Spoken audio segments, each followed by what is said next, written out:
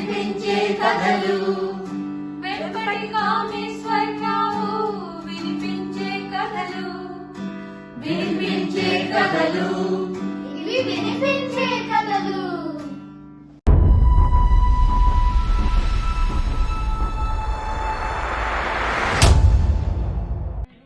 నమస్కారం.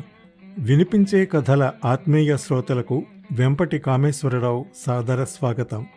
ఈనాటి 840వ వినిపించే కథ వికే 840 శ్రీ సత్యజిత్ రే శ్రీకుర్మంగారి లోటు. రచయిత శ్రీ సత్యజిత్ రే శ్రీకుర్మంగారు వినిపించే కథల శ్రోతలకు పరిచితులే.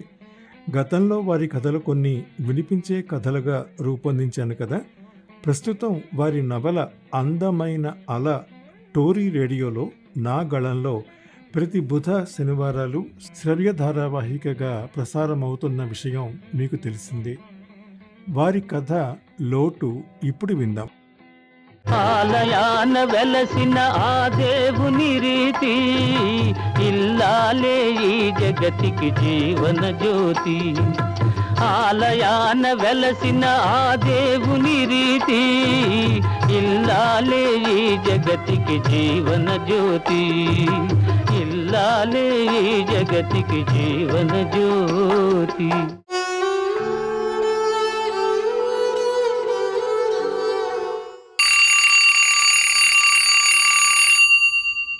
అలారం మోగిన వెంటనే దాన్ని ఆపి పైకి లేచాడు రాఘవ వాకింగ్కి వెడదామని. సీతా, తాగడానికి కొద్దిగా వేడినీళ్ళు ఇస్తావా పిలిచాడు. సీత మాట్లాడలేదు. ఎలా మాట్లాడుతుంది? ఆవిడ జరిగిపోయి 12 రోజులైంది. కానీ రాఘవ మనస్సులోనూ మేధలోనూ ఇంకా అలాగే ఉండిపోయింది. సీత వెళ్ళిన 11 రోజుల వరకు ఉన్న చుట్టాలు బంధువులు పెద్ద రోజు దీపం చూడకూడదు అని బయలుదేరి వెళ్ళిపోయారు. ఇప్పుడు లంకంత కొంపలో రాఘవ సీత ఫోటో. ఇది నిజం కాకుంటే ఎంత బాగుండు. మళ్ళా ఇంకోసారి అనుకుని వంటగదిలోకి వెళ్ళాడు.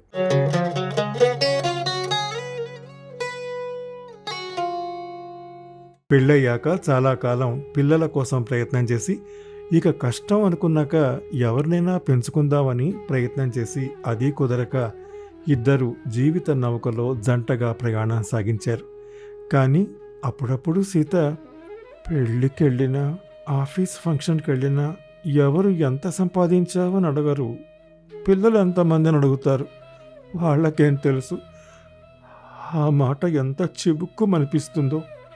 బాధపడుతున్న సీతను చూసి, పిచ్చిదానా, పిల్లలుంటే మన ఇద్దరి మధ్య దూరం పెరుగుతుందని ఆ దేవుడు ఇవ్వలేదేమో. చిలక గోరెంకల్లా మనం ఎప్పుడు హాయిగా ఉండే అవకాశం ఇది అని చెప్పే రాఘవని చూసి, రోలుకు మాత్రమే తెలుస్తుంది రోకటి పోటు. పేరంటానికి వెడితే గొడ్రాలని పసుపు కాలికి రాయకుండా రాసుకోమా అని చేతికిస్తున్నారు. కన్నీళ్లు పెట్టుకునేది.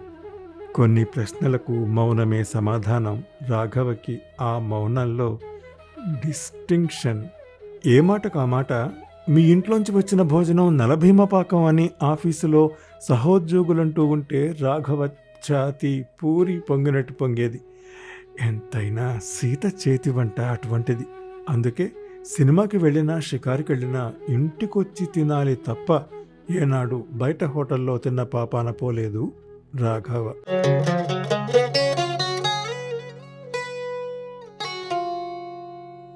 వేడి నీళ్ల కోసం వంటగదిలోకి వెళ్ళిన ఒంటరి రాఘవకు తలకి తువ్వాలు చుట్టుకుని స్టవ్ మీద ముగ్గు వేసే సీత ఇంకోసారి కనిపించింది.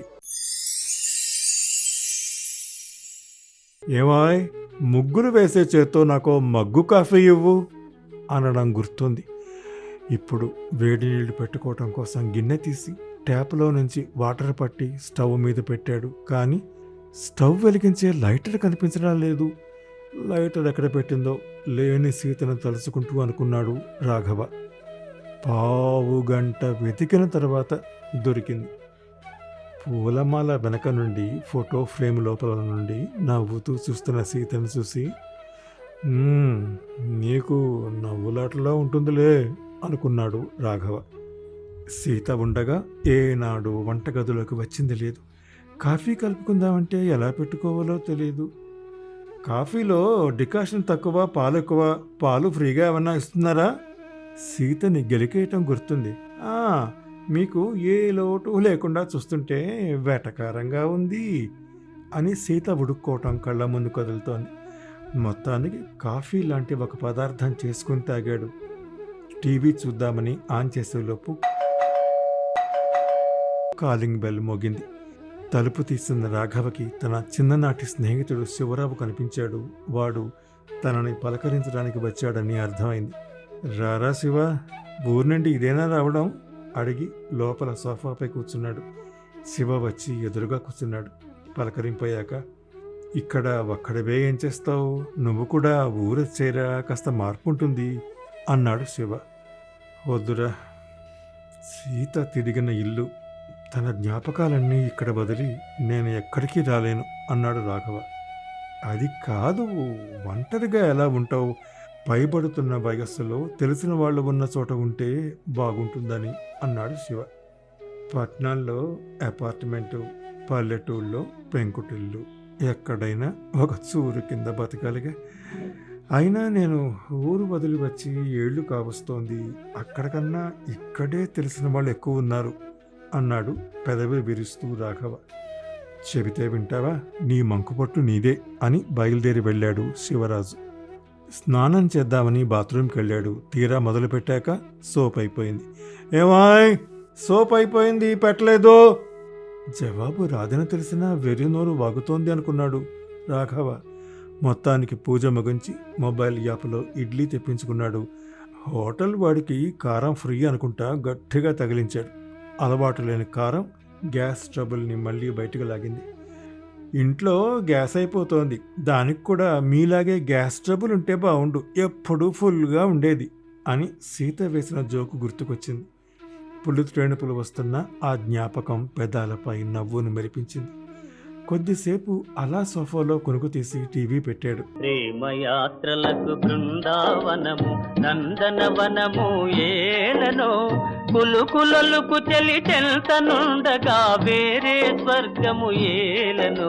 పెళ్ళైన కొత్తలో సీతతో కలిసి చూసిన సినిమా గుండమ్మ కథ.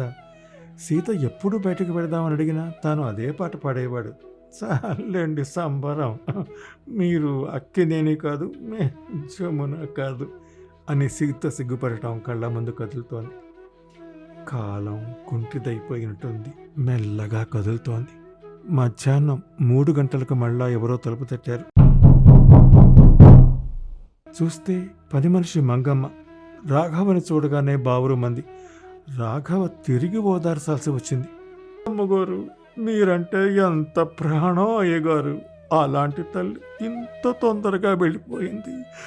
ఎప్పుడు ఊరెళ్ళినా అయ్యగారికి ఏమీ తెలియదు, కాస్త వంట చేసి పెట్టు, ఎటువంటి లోటు రాకూడదు అని 1-10 సార్లు చెప్పేవారు. అమ్మగారు. సీత గురించి కాసేపు మాట్లాడి వెళ్ళిపోయింది. ఆ తర్వాత ఇంకొంతమంది తెలిసిన వాళ్ళు వచ్చి వెళ్ళారు. సాయంత్రం అయింది. సీత ఫోటో ముందు పెట్టిన దీపం కొండెక్కింది. కాళ్ళు కడుక్కుని వచ్చి దీపం వెలిగించాడు. దీపం కాంతి ఫోటో ఫ్రేమ్ మీద పడి సీత కళ్ళు మెరుస్తున్నాయి. రాఘవ కళ్ళు తుడుచుకున్నాడు. అందరూ వచ్చి నువ్వు వెళ్ళిపోయావు అంటున్నారు. నాకు మాత్రం అలా అనిపించడం లేదు. ఎందుకు? మనసు పొరల్లో నిండిపోయి గుండె నెరల్లో ఉండిపోయావని ఎలా చెప్పను? నా దినచర్యలో నువ్వు లేని ఒక్క సంఘటన ఉందా? నీవు లేని లోటు, నాపై పడ్డ వేటు బయట వాళ్ళ దగ్గర ఏడవలేను, నీ ఎదురుగా ఓర్వలేను. నన్నుగా ఉండనివ్వకుండా నీతో నింపేశావా? నీ అచంచలమైన ప్రేమ నాలో పంపేశావా? ఏం చేస్తే ఈ లోటు తీరుతుంది? ఈ అన్నాళ్ళకి ఈ గాయం మానుతుంది? ఫోటో ఫ్రేమ్ ఉన్న స్టూల్పై తలపెట్టి వెక్కి వెక్కి చిన్నపిల్లాడిలా ఏడుస్తున్న రాఘవకి పూలమాల తలకి తగిలి సీత తల నిమురుతున్నట్టు అనిపిస్తోంది. లోటు అంటే ఏమిటో తెలుస్తోంది. పతిదేవుని మురిపించే వలపుల వీణ, జీవితమే పండించే నవ్వుల వాన, కష్ట సుఖాలలో తోడు నీడగా తల్లిని మరపించే ఇల్లాలి ఆదరణ, కష్ట సుఖాలలో తోడు నీడగా తల్లిని మరపించే ఇల్లాలి ఆదరణ, మగువేగా మగవానికి మధుర భావన. అనురాగవంతమైన జీవితం గడిపి భార్యలను కోల్పోయిన రాఘవ లాంటి బంగారు భర్తలకు ఈ కథ అంకితం అంటారు రచయిత శ్రీ సత్యజిత్ రే శ్రీకూర్మ.